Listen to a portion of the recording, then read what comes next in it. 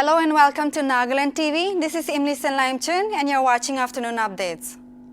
Prime Minister Narendra Modi, addressing the CoWIN Global Conclave via video conferencing on Monday, announced that India has administered 350 million doses of COVID vaccines through CoWIN and is committed to sharing its expertise with the global community.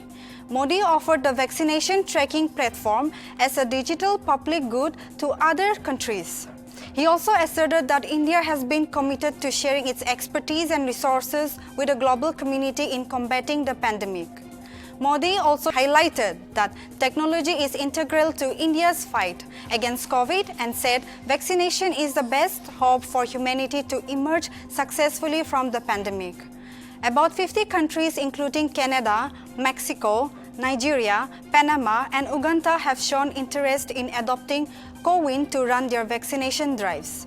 In this regard, the National Health Authority said that India is ready to share the open source software for free.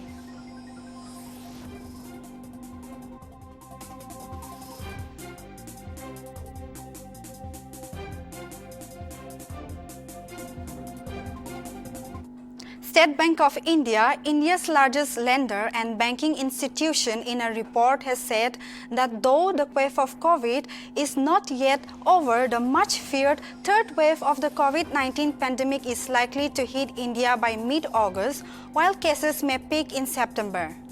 Government officials have previously suggested the country has to be fully vaccinated, the entire adult population, by the end of December 2021. Vaccination seems to be the only answer.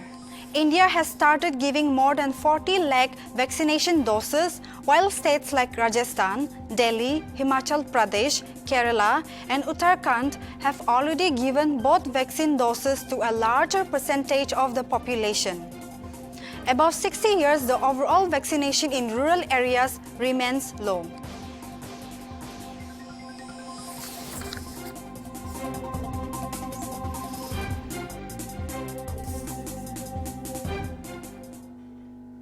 In its first joint statement after the June 24 all-party meeting with Prime Minister Narendra Modi in New Delhi, the People's Alliance for Gupkar Declaration said it was disappointed with its outcome.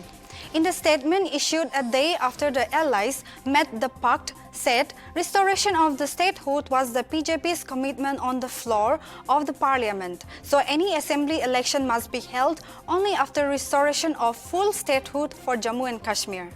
To this end, the pact has decided to reach out to other political parties in Jammu and Kashmir with a view to take a common position on the issue. In the all-party meeting on June 25, Prime Minister Narendra Modi assured political leaders from Jammu and Kashmir that his government was committed to reviving the democratic process through assembly election as early as possible and sought their participation in the delimitation exercise. In the central government scheme of things, statehood will be restored after the polls.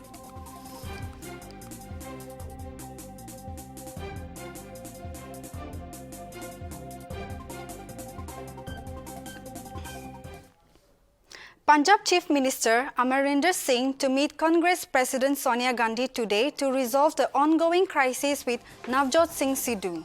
The meeting comes day after Sidhu met Rahul and Priyanka Gandhi in New Delhi.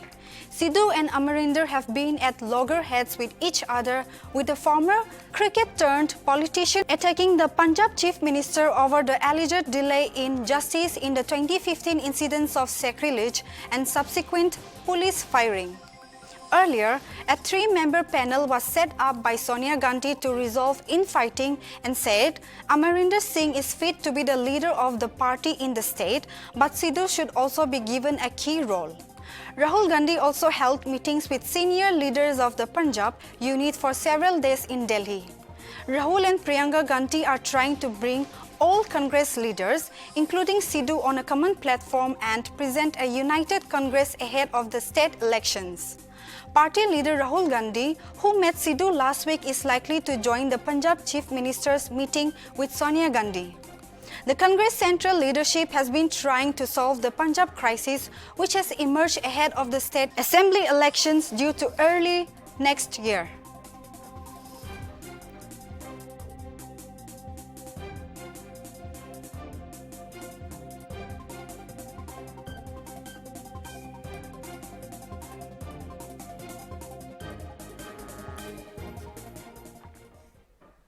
On Sunday afternoon, a truck carrying 260 cartons of 2,600 kilogram mangoes was shifted to Indian leaders as a form of goodwill gesture by Bangladesh Prime Minister Sheikh Hasina. Prime Minister Sheikh Hasina sent 2,600 kilograms of Haribanga mangoes to Indian leaders like President Ramnath Kovind, Prime Minister Narendra Modi, West Bengal Chief Minister Mamata Banerjee, Tripura Chief Minister Biplab Deb. According to the sources, mangoes are a memento of friendship between the two countries. The mangoes crossed the Bangladesh-India border through the Banapol port in Jessore on Sunday afternoon, and the mangoes reached Bangladeshi High Commission in Delhi on Monday and were dispatched to Ministry of External Affairs.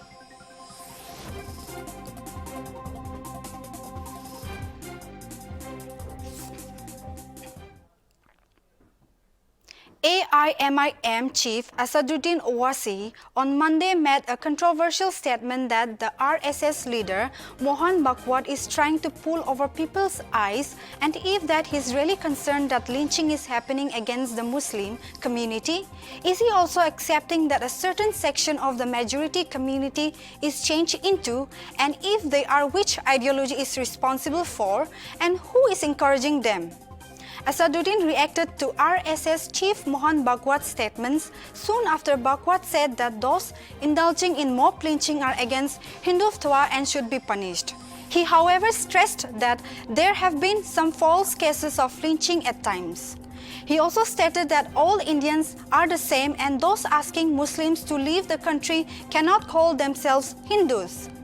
He further commented that the RSS in the late 90 years of their work has changed a certain set of community that has indulged into lynching, targeting the Hindutva. He furthermore commented that all the accused for the crimes are being supported by the Modi government and that the RSS leader has been showing fake concern to the crimes by not putting an end to it.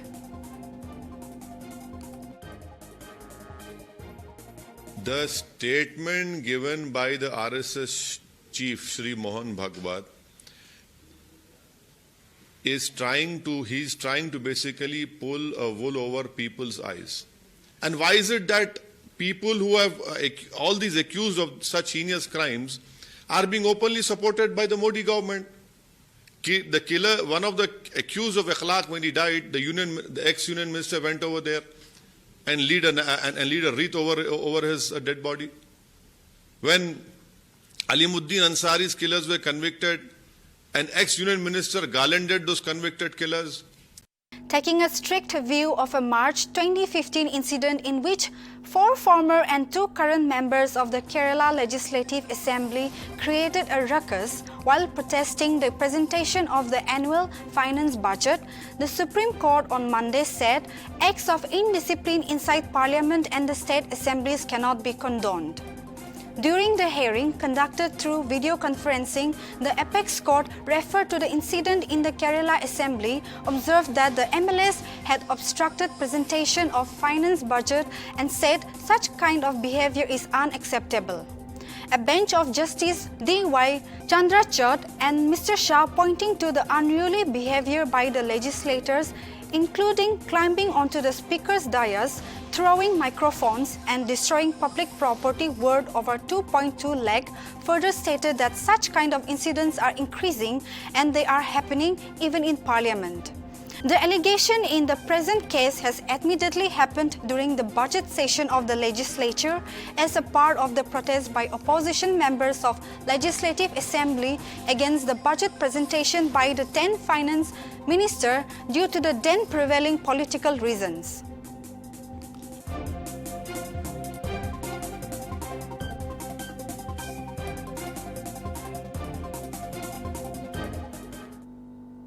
Lakhs of people have flooded Manali and other hill stations as Himachal Pradesh now no longer requires visitors to carry a negative RT-PCR report or e-COVID pass to enter the state. Soon after the government curbed down relaxation norms to enter the state, people started sharing pictures in social media of heavily crowded streets in the city as tourists were seen openly ignoring social distancing norms. The pictures from the hill station are trending with hashtags Third Wave and Manali on Twitter. Similar crowds were also seen in Shimla, Kufri, Narganda, Dalhousie and Lahore. Hotel occupancy in major tourist spots including Shimla, Manali and Dharamshala is almost full, and tourists have been heading to less popular tourist spots in a bid to find accommodation and in guest houses or homestays.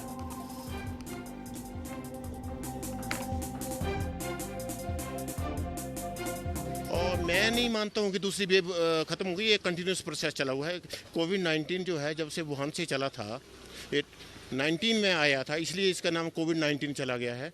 Even India में जनवरी और फरवरी में first cases आ गए थे। Government ने तभी 3 महीने लगा दिए थे इसको डिले करके। नहीं, शुरू में एक्शन लिया होता है, जो इंटरनेशनल फ्लाइट को रोका होता, तो ऐसी इंडिया पे नौबत नहीं आती। जो इकोनॉमी का जो क्रैश आ रहा है, वो तो पिछले साल से 1.5 महीने से ही। कोरोना काल में तो सर जी हम तो पूरा शहर बच रहे हैं, कोरोना मास्क भी लगाकर चल रहे हैं, भीड़ से भी बच के चल रहे हैं। लेकिन कुछ लोग नहीं मान रहे, वो ना भीड़ को मान रहे हैं, ना मास्क को मान रहे हैं, इसलिए रिस्क तो है अभी। पूछ रहे हो, कोरोना का डर है, लेकिन घर में हम बहुत बोर हो चुके हैं बैठ बैठ के, इसलिए तो थोड़ी आउटिंग करने का मन हुआ, इसलिए निकले हैं। That's all for today. Keep watching Nagaland TV.